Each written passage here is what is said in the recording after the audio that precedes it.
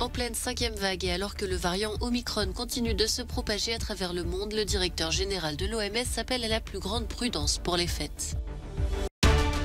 Pas de confinement, pas de distance sociale, pas de masque. Boris Johnson tente de se justifier après la publication d'une photo très compromettante. En Ukraine, le président reçoit ses homologues de Pologne et Lituanie, 3 pays qui réclament des sanctions occidentales plus sévères contre la Russie. En Éthiopie, les rebelles du Tigré annoncent se replier dans leur région pour que l'aide humanitaire puisse entrer. Le gouvernement parle de déroute et de pertes humaines. Pour la 2e année consécutive, la pandémie de Covid-19 vient perturber les fêtes de fin d'année. En pleine 5e vague et alors que le variant Omicron se propage à grande vitesse à travers le monde, le directeur général de l'Organisation mondiale de la santé a appelé à la plus grande prudence pour les célébrations de Noël et du jour de l'an, quitte à annuler les festivités. Nous sommes tous lassés de cette pandémie. Nous voulons tous passer du temps avec nos amis et notre famille. Mais un événement annulé vaut mieux qu'une vie perdue. Il est préférable d'annuler maintenant et de célébrer plus tard que de célébrer maintenant et de pleurer plus tard.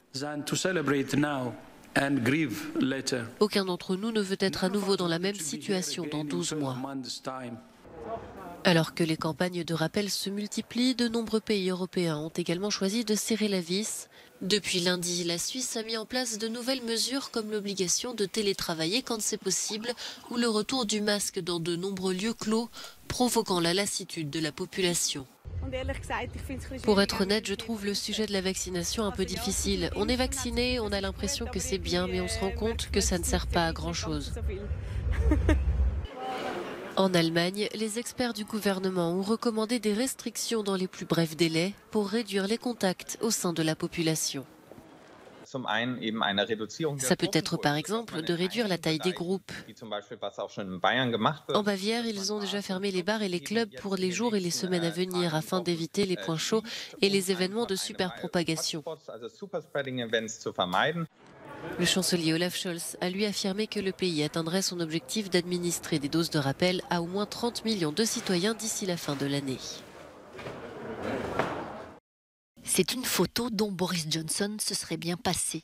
On y voit le Premier ministre britannique entouré de ses équipes dans les jardins de sa résidence en train de consommer vin et fromage. Le cliché diffusé par le Guardian n'a rien de scandaleux en soi, sauf que nous sommes en mai 2020 en plein confinement. Indignation au Royaume-Uni, Boris Johnson tente de se justifier. Comprenez-vous pourquoi les gens sont en colère et pourquoi ils sont moins susceptibles de faire ce que vous dites? C'était des gens au travail qui parlaient du travail. Alors vous aviez une réunion de travail là-bas, sans ordinateur, sans notes. Avez-vous du vin et du fromage habituellement lors des réunions de travail?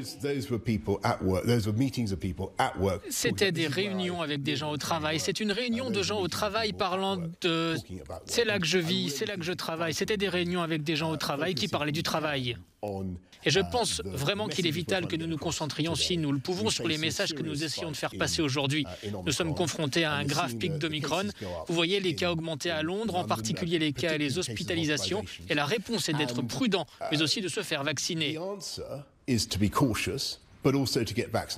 Boris Johnson n'avait vraiment pas besoin de ça, alors que David Frost, le ministre chargé du Brexit, vient de démissionner et que le Royaume-Uni recense pas moins de 80 000 contaminations quotidiennes sur les 7 derniers jours, avec un variant Omicron de plus en plus présent. Boris Johnson connaît décidément une fin d'année particulièrement éprouvante. Être plus dur avec la Russie, c'est le message de 3 dirigeants de l'Est de l'Europe. Le président ukrainien Volodymyr Zelensky recevait ses homologues polonais et lituaniens.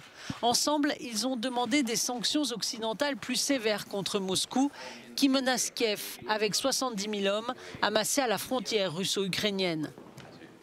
Les responsables du renseignement américain affirment que la Russie se prépare à une éventuelle invasion de l'Ukraine début 2022. Notre tâche commune est de contenir la menace de la Russie, de protéger l'Europe de la politique agressive de la Russie. Aujourd'hui, l'Ukraine, la Pologne et la Lituanie sont à l'avant-garde de cet endiguement.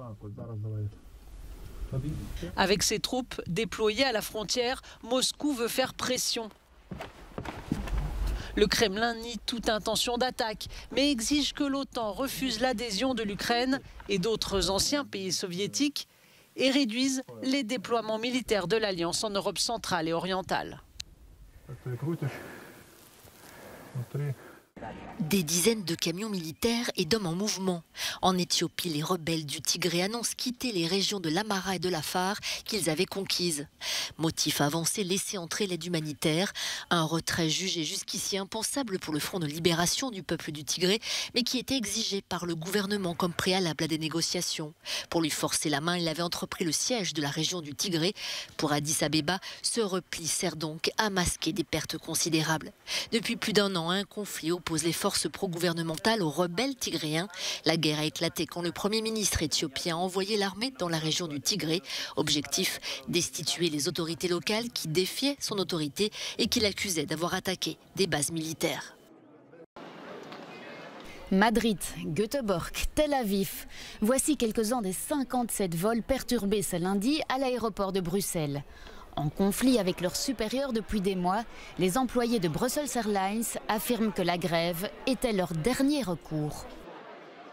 Cette compagnie mise structurellement sur la bonne volonté du personnel, et ce n'est pas ça. Le personnel de cabine se dit surmené et sous-payé.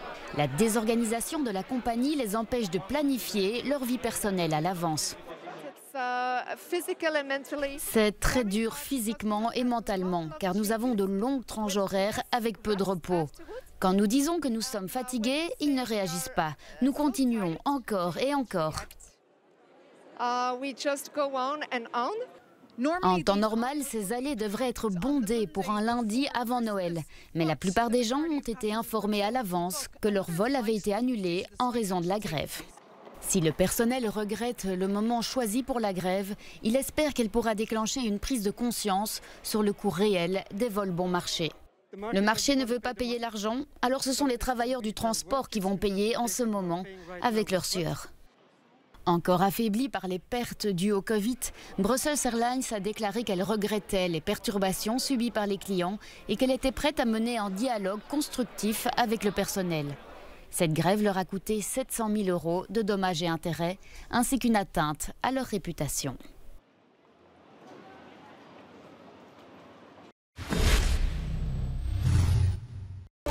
La solidarité du secrétaire général de l'ONU avec les victimes de l'explosion du port de Beyrouth. Antonio Guterres leur a rendu hommage en déposant des fleurs devant leur mémorial. 216 personnes ont été tuées en août 2020 quand des centaines de tonnes de nitrate d'ammonium ont explosé, dévastant la capitale libanaise.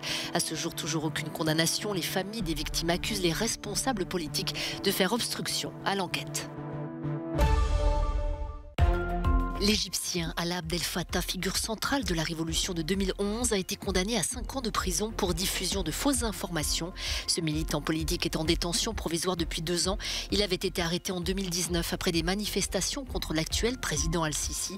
Ce dernier est accusé par des ONG internationales de mener une répression contre les opposants et les défenseurs des droits de l'homme.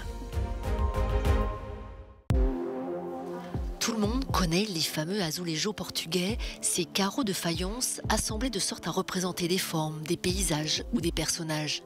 Le Musée national de Lisbonne présente une nouvelle exposition dédiée à la céramique moderne et aux femmes artistes.